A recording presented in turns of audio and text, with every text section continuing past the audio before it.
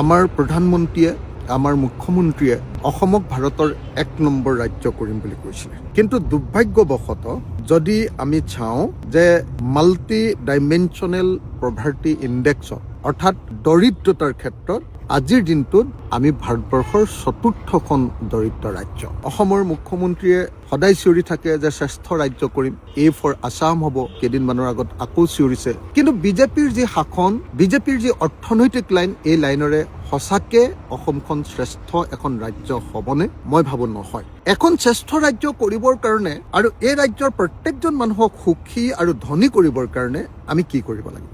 মোৰ বোধেৰে অসমীয়া মানুহক ধনী কৰাৰ প্ৰথম ৰাস্তাটো হ'ব লাগিব আমি অসমীয়া মানুহক প্ৰফেশ্যনেল বা পেছাদাৰী কৰিব লাগিব। আমি আজিৰ দিনটোত সকলো ক্ষেত্ৰতে অপেছাদাৰী এটা জাতি। আমি যদি খেতি কৰোঁ তেতিয়াহ'লেও বছৰেকত এবাৰ আকাশৰ পৰা বৰষুণ আহিব, নহ'লে বা ভেকুলীৰ বিয়া পাতি পানী বিচাৰি আমি খেতি কৰা এটা জাতি। পৃথিৱীৰ কোনো ৰাজ্য, কোনো দেশত আজিৰ দিনটোত কোনো পৰ্যায়ে কেতিয়াও বৰষুণৰ ওপৰত নিৰ্ভৰ কৰি খেতি নকৰে। কৰে কোনে?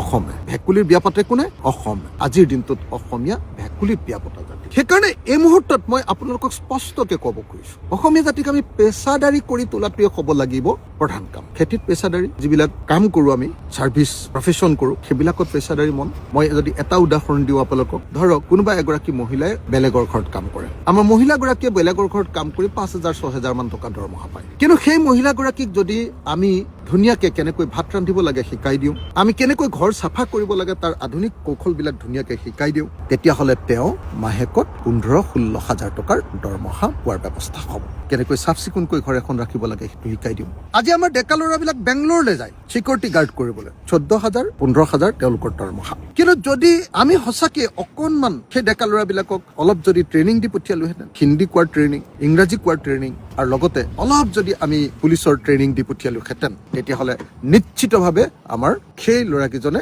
১৪,০০০ৰ ঠাইত ৩৪,০০০ টকাৰ দৰমহা পালে। গতিকে ব্যৱসায় প্ৰফেশ্যনেল, খেতিত প্ৰফেশ্যনেল, আৰু ড্ৰাইভাৰ কৰিবলৈ যোৱা মানুহজনকো প্ৰফেশ্যনেল কৰি তোলক, চিকিউৰিটি গাৰ্ড কৰিবলৈ যোৱা মানুহজনকো প্ৰফেশ্যনেল কৰি তোলক। এইটো কৰিলেহে অসমীয়া জাতি উন্নতি হ'ব। গতিকে প্ৰথম আৰু প্ৰধান কামটো হ'ল অসমীয়া জাতিক প্ৰফেশ্যনেল কৰি গঢ়ি তুলিবৰ কাৰণে যত্ন কৰা।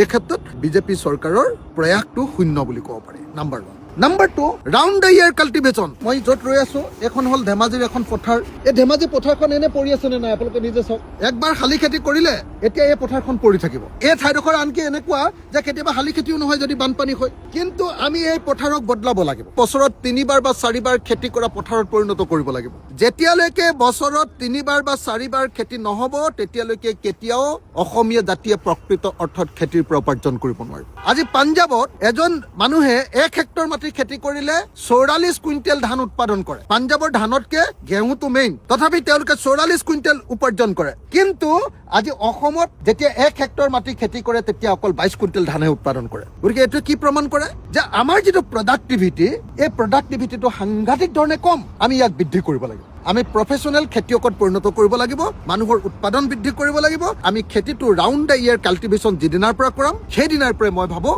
যে অসমীয়া মানুহ ধনী হ'বলৈ আৰম্ভ কৰিব। ৰাউণ্ড দ্য ইয়াৰ কাল্টিভেশ্যন কৰাবলৈ হ'লে পথাৰবিলাকত পানী দিব লাগিব। চব মানুহে নিজেই পানী ল'ব নোৱাৰে। আমাৰ অসমৰ খেতিয়কবিলাক দুখীয়া, কম মাটি। গতিকে তেওঁলোকক কি কৰিব লাগিব? চৰকাৰে পানী যোগানৰ ব্যৱস্থা কৰি দিব লাগিব, ইৰিগেশ্যন। বিজেপি চৰকাৰৰ পিনৰ পৰা একডৰা পথাৰতো যোৱা 10 বছৰ এক টোপালো পানী দিয়া নাই। এইটোৰ অৱস্থাৰ পৰিৱৰ্তন কৰিব লাগিব।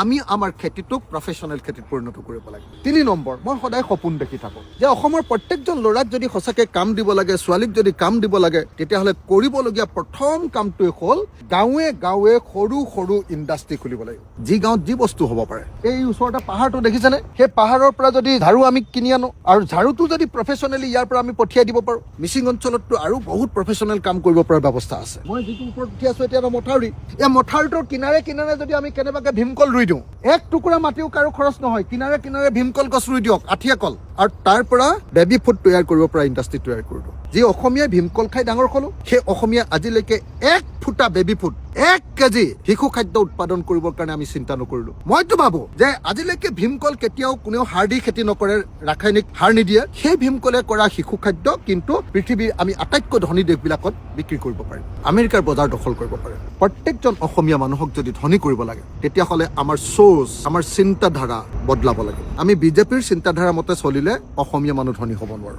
ধনী হ'বৰ কাৰণে অসমীয়া অসমীয়া মানুহৰ নিজৰ এক চিন্তাধাৰা গঢ়ি তুলিব লাগিব, জাতীয় চিন্তাধাৰা। অসমীয়া মানুহক সদায় দুখীয়া দুখীয়া দুখীয়া দুখীয়া কৈ থাকে, অসমীয়া মানুহক এলেহুৱা এলেহুৱা এলেহুৱা কৈ থাকে। মইতো আপোনালোকক দেখুৱাই দিম যে অসমীয়া মানুহ এলেহুৱা নহয়। মই কাজিৰঙা অৰ্কিড পাৰ্কত মানুহক দেখুৱাই আছো যে অসমীয়া মানুহ এলেহুৱা নহয়। অসমীয়া মানুহে কাম কৰোঁতেও কেনেকে হাঁহি হাঁহি ধুনীয়াকে মানুহক মৰম কৰি কাম কৰিব পাৰে, সেইটো মই কাজিৰঙা অৰ্কিড পাৰ্কত মানুহক দেখুৱাই আছো। মানুহে বুজি পোৱা নাই কি দেখুৱাব কৈছো তাতে। অকল 1250 টকাৰে চলিব নোৱাৰে। গতিকে অসমীয়া জাতিটোৰ মানুহক যদি সুখী কৰিব লাগে, অসমীয়া মানুহক যদি সঁচাকে নিজেই খাবলৈ পৰা অৱস্থাত কৰি দিব লাগে, সেই জাতিক যদি সঁচাকে ধনী কৰিব লাগে, আত্মনিৰ্ভৰশীল কৰি দিব লাগে, তেতিয়াহ'লে আহক আমি এটা নতুন চিন্তাৰে, নতুন অৰ্থনৈতিক নীতিৰে আমি আগবাঢ়ি যাওঁ। যি নীতি আমি ৰাইজৰ দলে তৈয়াৰ কৰিছো, যি কৰ্মসূচী, জাতীয় কৰ্মসূচী আমি ৰাইজৰ দলে তৈয়াৰ কৰিছো, যে যদি আমাৰ ৰাইজৰ দলক 5 বছৰ কেৱল শাসন দিয়ে, আমি 5 বছৰৰ ভিতৰত অসমক বদলাই দিম, অসমীয়া মানুহৰ ভৱিষ্যত বদলাই দিম। বছৰটোৰ শেষত আপোনালোক সকলোলৈকে নমস্কাৰ জনাই আমাৰ ৰাইজৰ দলৰ প্ৰতি মৰম কৰিবৰ কাৰণে, আমাক আগবঢ়াই লৈ যাবৰ কাৰণে, আৰু আমাৰ যি অৰ্থনৈতিক পৰিকল্পনা, সেই পৰিকল্পনা সাকাৰ কৰি অসমীয়া জাতিক আগবঢ়াই লৈ যাবৰ কাৰণে আপোনালোকে সুযোগ দিব বুলি আশা কৰি মই মোৰ বক্তব্য সামৰণি মাৰিছো। ধন্যবাদ। জয় আই অসম।